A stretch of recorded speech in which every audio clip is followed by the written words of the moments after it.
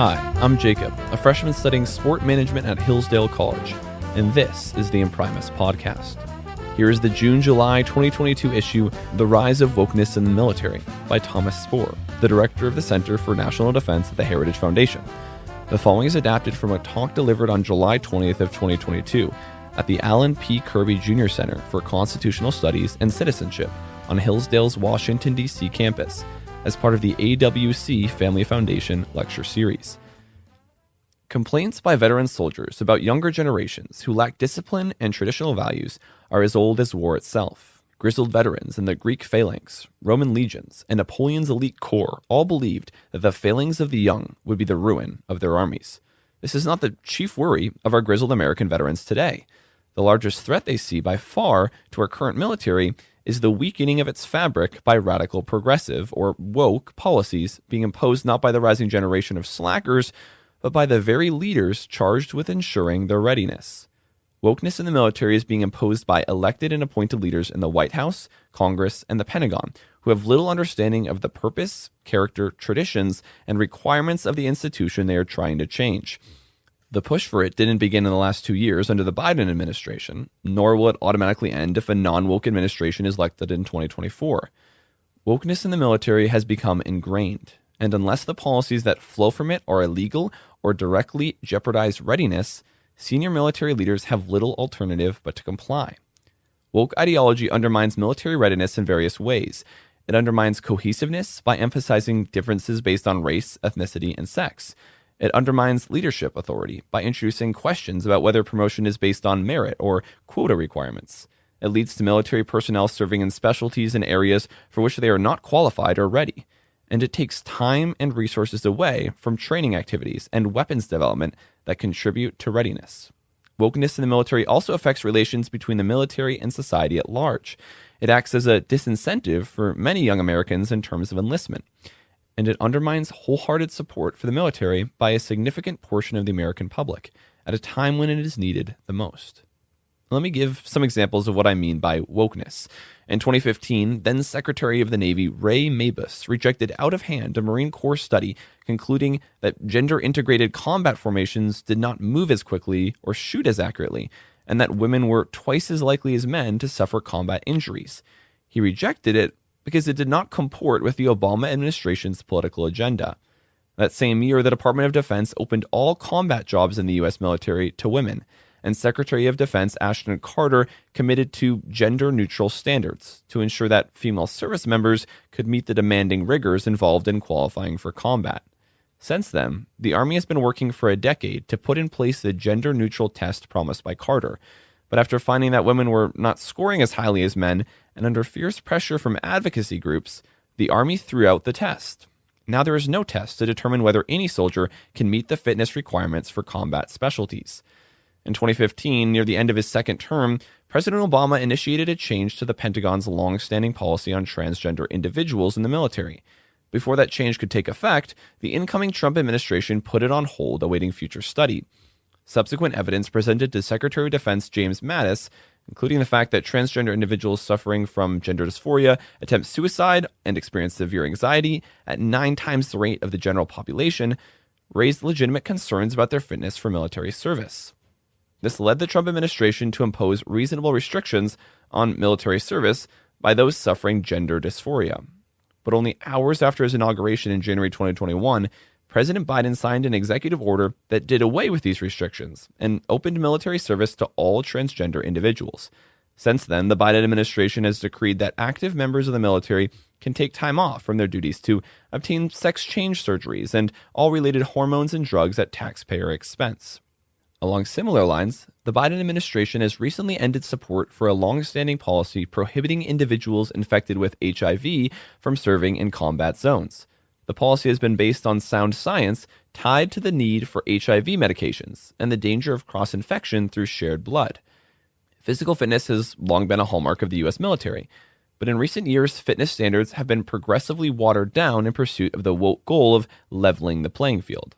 The Army, for instance, recently lowered its minimum passing standards for push-ups to an unimpressive total of 10 and increased its minimum 2-mile run time from 19 to 23 minutes.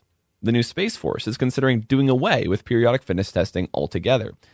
Back in 2016, Navy Secretary Mabus decreed that Navy sailors would no longer be known by traditional job titles such as corpsman, adopting instead new gender-neutral titles such as medical technician. The resulting blowback was so severe from enlisted sailors who cherished those historic titles that the Navy was forced to reverse the changes. But wokeness has a way of coming back, and last year the Navy released a training video to help sailors understand the proper way of using personal pronouns, a skill Americans have traditionally mastered in grade school. The video instructs service members that they need to create a safe space for everybody by using inclusive language, for instance, saying, "Hey everybody," instead of "Hey guys." Can the return of gender-neutral job titles be far behind? Much of the emphasis of wokeness today is on promoting the idea that America is fatally flawed by systemic racism and white privilege. Our fighting men and women are required to sit through indoctrination programs, often with roots in the Marxist tenets of critical race theory, either by Pentagon diktat or through carelessness by senior leaders who delegate their command responsibilities to private diversity, equity, and inclusion instructors. These indoctrination programs differentiate service members along racial and gender lines, which runs completely counter to the military imperative to build cohesiveness based on common loyalties, training, and standards. Traditional training and education programs used to combat racial and sex discrimination have been supplanted by programs that promote discrimination by replacing the American ideal of equality with the progressive ideal of equity, which in practice means unequal treatment based on group identity. The Biden administration's chief of naval operations, Admiral Michael Gilday, decided last year to add Ibram X. Kendi's book, How to Be an Anti-Racist, one of the leading source books on critical race theory, to his list of recommended readings. To give an idea of how radical Kendi's book is, one of its famous or infamous arguments is that capitalism is essentially racist, and that to truly be an anti-racist, you also have to be truly anti-capitalist. Last year, Defense Secretary Lloyd Austin told the House Armed Services Committee, "We do not teach critical race theory. We don't embrace critical race theory." And I think that's a spurious conversation. Despite repeated denials by Austin and others in the Pentagon that critical race theory is being taught in the military, there is no shortage of evidence to the contrary. Indeed, last year, a senior officer in the U.S. Space Force, Lieutenant Colonel Matthew Lohmeyer, was removed from command for publicly describing the role of critical race theory in indoctrinating service members at his installation.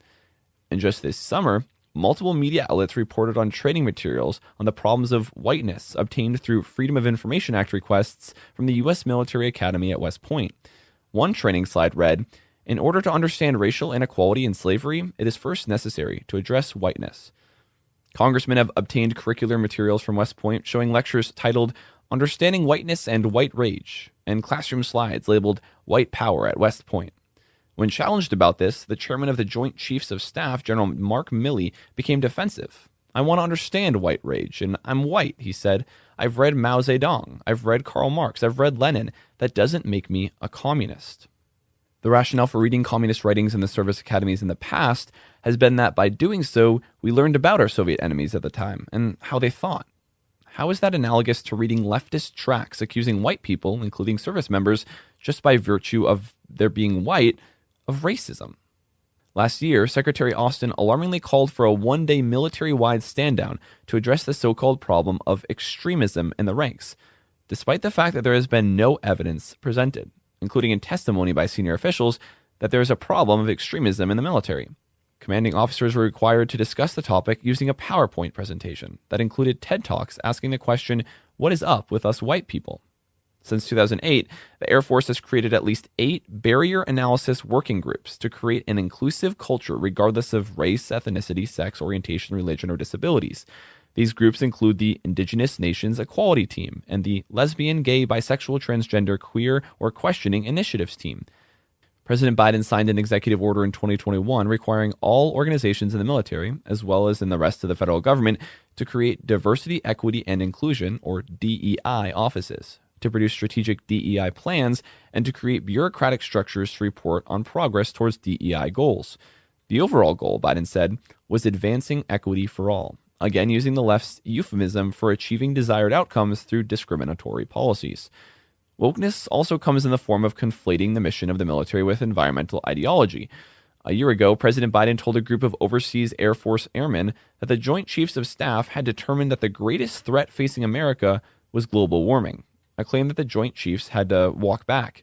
In the same vein, Biden signed an executive order imposing a massive regime of environmental goals and requirements for the Department of Defense.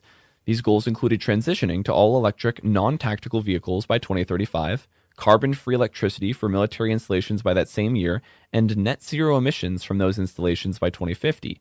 As a result, the Pentagon recently announced it will devote over $3 billion of its already stretched-thin military budget to climate-related initiatives in 2023 alone. Although direct cause and effect studies on the impact of woke policies such as these do not exist, common sense suggests that the consequences for military readiness are dramatic. Spending billions on woke programs while the Chinese are outpacing us on hypersonic weapons, quantum computing, and other important military technologies is one piece of evidence. Recent reports showing the military's dismal failure to gain new recruits in adequate numbers is another. Is anyone surprised that potential recruits, many of whom come from rural or poor areas of the country, don't want to spend their time being lectured about white privilege? These ideological policies move the military in a divergent direction from the American mainstream. In a recent poll of voters, for instance, 69% oppose the teaching of critical race theory in schools.